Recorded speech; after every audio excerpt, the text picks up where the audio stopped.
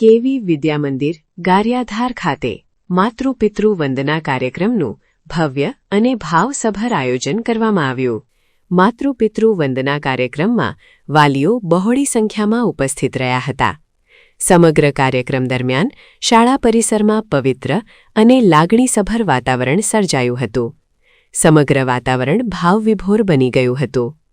આ પ્રસંગે આમંત્રિત મહેમાનો દ્વારા માતાપિતાના ત્યાગ, સંસ્કાર અને માર્ગદર્શનના મહત્વ પર પ્રકાશ પાડવામાં આવ્યો હતો. તેમણે જણાવ્યું કે સંતાનોના સર્વાંગી વિકાસ માટે માતાપિતાનો આશીર્વાદ અને સહકાર અતિ આવશ્યક છે.